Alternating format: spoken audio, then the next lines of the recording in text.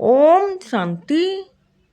आज 19 जुलाई 1972 की अव्यक्त बाप दादा के मधुर अनमोल महावाक्यों में से सुनते हैं। मुख्य पॉइंट्स। मुरली का सार है संगठन का महत्व और संगठन द्वारा सर्टिफिकेट। बाबा ने कहा, अपने को मोती व मन का समझते हो। जब मन का वो मोती माला से अलग होती है तो उसकी वैल्यू कम क्यों होती है? माला में पिरोने से उनकी वैल्यू होती है। बाबा ने कहा, संगठन में होने के कारण वह मोती शक्तिशाली हो जाती है। 1 से 2 भी आपस में मिल जाते हैं तो 1 2 को 11 कहा जाता है, तो इतनी उसकी वैल्यू बढ़ जाती है। फिर बाबा ने कहा, अपनी वैल्यू को देखते हुए, अपनी शक्ति को देखते हुए यह अनुभव करते हो कि हम माला के मन के हैं। फिर बाबा ने इनाम के बारे में बताया। एक तो है अपने संगठन में व संपर्क में सहयोग और सभी के स्नेही रहने का मेडल। दूसरा है ईश्वरीय सेवा में अपने पुरुषार्थ से ज़्यादा प्रत्यक्ष करना। और तीसरा, जो जिस स्थान के निमित्त बने हुए हैं उस स्थान की आत्माएं उनसे संतुष्ट हैं तो इसका इनाम मिलता है। फिर बाबा ने समझाया, कोई तो विशेष आत्माएं भी विशेष कर्तव्य करती रहती है ना, तो फिर भी निमित्त बने हुए हैं। जरूर कोई विशेषता है, तब तो ड्रामा अनुसार समर्पण होने के बाद, सर्वस्व त्यागी बनने के बाद औरों की सेवा करने के लिए निमित्त बने हुए। हर एक में कोई विशेषता जरूर है। बाबा ने कहा, 1-2 की विशेषता का भी 1-2 को परिचय होना चाहिए, कमियों का नहीं।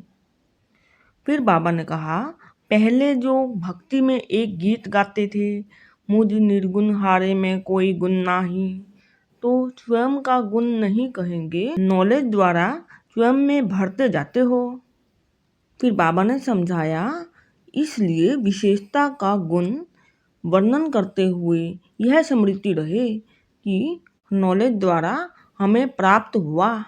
फिर बाबा ने समझाया, पहले आपस में ऐसे सूक्ष्म रूहान करते थे, तो अब 1-2 के वर्तमान समय के पुरुषार्थ की विशेषता आपस में वर्णन करो तो भी अच्छा वातावरण रहेगा। तो यह आपस में मिलने का रूप होना चाहिए और हर एक की विशेषता देखो तो बहुत अच्छा है। फिर बाबा ने समझाया, जैसे हंस होते हैं ना, उनकी दृष्टि किस में जाती है? कंकड़ों को देखते हुए भी वह मोती को देखता है। इसी प्रकार नेचुरल दृष्टि वृत्ति ऐसी होनी चाहिए कि किसी की कमजोरी व कोई भी बात सुनते व देखते हुए भी वह अंदर नहीं जानी चाहिए। फिर बाबा ने समझाया, जिस समय कोई की भी कमजोरी सुनते व देखते हो तो समझना चाहिए यह कमजोरी इनकी नहीं, मेरी है, क्योंकि हम सभी एक ही बाप के, एक ही परिवार के, एक ही माला के मन के हैं। फिर बाबा ने समझाया, तीव्र पुरुषार्थी जो होते हैं वो अपने में जो कमजोरी देखेंगे वह मिली हुई युक्तियों के आधार पर फौरन ही उनको खत्म कर देंगे, कभी वर्णन नहीं करेंगे। फिर बाबा ने कहा, जब अपनी कमजोरी प्रसिद्ध नहीं करना चाहते हो तो दूसरों की कमजोरी भी क्यों वर्णन करते हो?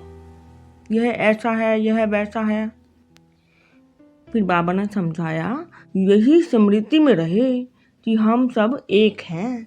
इस संगठन की विशेषता है जो सारे विश्व में कोई भी संगठन नहीं। सभी आत्माओं का उठना, बोलना, चलना एक जैसा होना चाहिए। फिर बाबा ने समझाया, सभी सृष्टि के परिवर्तन, प्रकृति के परिवर्तन की जिम्मेवारी को उठाने की हिम्मत रखने वाले हो, चैलेंज करने वाले हो, तो कारण क्या चीज़ है?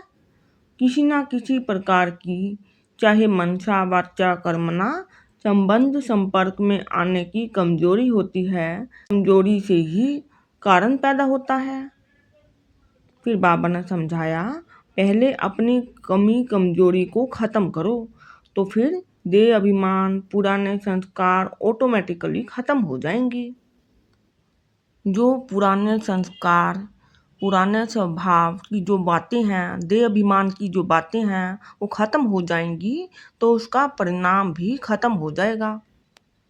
फिर बाबा ने समझाया, अभी अपनी भाषा और वृत्ति सभी चेंज करो।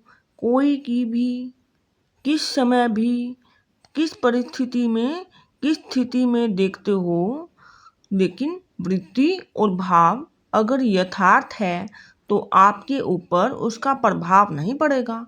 कल्याण की वृत्ति और भाव शुभ चिंतक होना चाहिए। फिर बाबा ने कहा, कोई क्या भी करे, कोई आपके लिए विघ्न रूप बने, लेकिन आपका भाव ऐसे के ऊपर भी शुभ चिंतक हो, इसको कहा जाता है तीव्र पुरुषार्थी व होली हंस। बाबा ने समझाया, सिर्फ मालिक नहीं, बालक सो मालिक, मालिक सो बालक बनना है। एक दो की हर राय को रिगार्ड देना है, चाहे छोटा हो, बड़ा हो, चाहे आने वाला स्टूडेंट हो, चाहे साथ रहने वाला साथी हो, हर एक की राय को रिगार्ड जरूर देना चाहिए। ओम शांति।